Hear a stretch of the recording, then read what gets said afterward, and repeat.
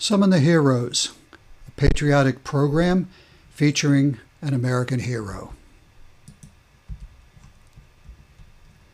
Today we present Clarence Zylman, born in 1906 and died in 1988. Clarence was a typical boy going into his 13th birthday. He already had his first job, delivering newspapers in his hometown of Muskegon, Michigan. Heading into high school, he took his cornet along with him and found his niche, the band and orchestra. He got so good that he was often featured soloist in concerts around the area. After high school, he would move to Chicago in 1925. It was the Roaring Twenties, the jazz age. At age 23, he signed on with the Paul Sprecht Orchestra, moving into swing music. He toured America and Europe. All was going great when the Great Depression hit. Clarence could hardly make a living. His dying music career found a breath of fresh air when he joined the Tommy Tucker Band.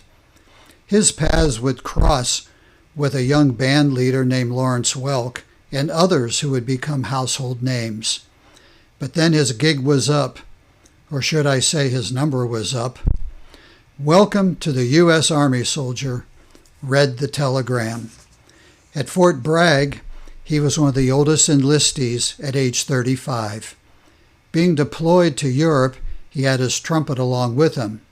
He was part of the 832nd Engineering Aviation Battalion, but when they found out he had a trumpet, he became the company's bugler. He would be first up in the morning, march up and down the field all day long, and be the last in bed after he played taps. He hated it. He wrote, quote, "I was a trumpet player. I did not like playing the bugle calls day after day.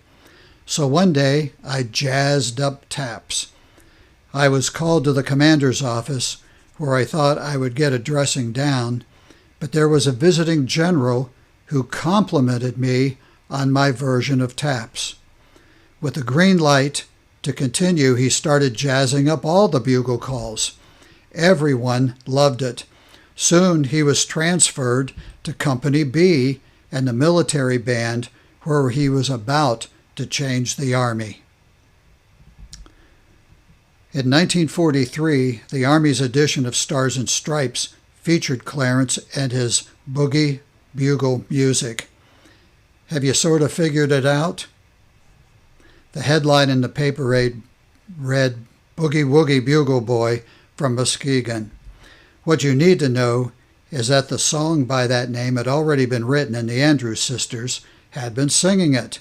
But all of America wanted to know who the boogie bugle guy was in the song.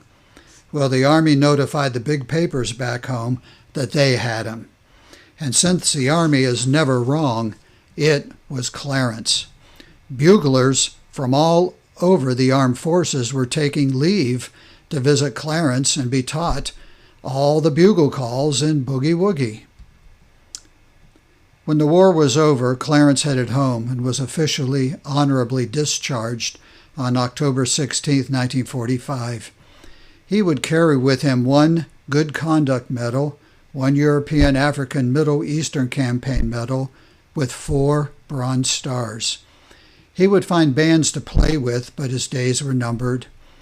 With all the boys coming home, work of any kind was tough, plus the boogie woogie style of music had run its course. Clarence found work back home at Continental Motors for 20 years, retiring in 1972.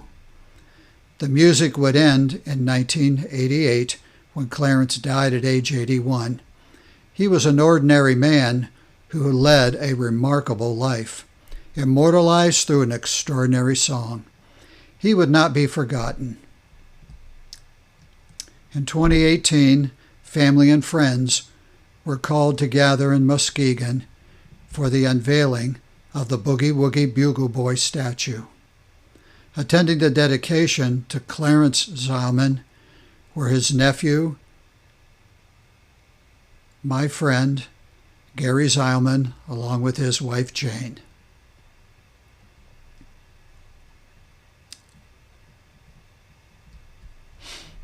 If you want to know about where the Summon the Heroes series came from, this is a short summary of it. And just a final Bugles note. That is a joy and a pleasure to know Gary and Jane Zylman, and I've dedicated this Summon the Heroes to them. Thank you and God bless. And God bless America.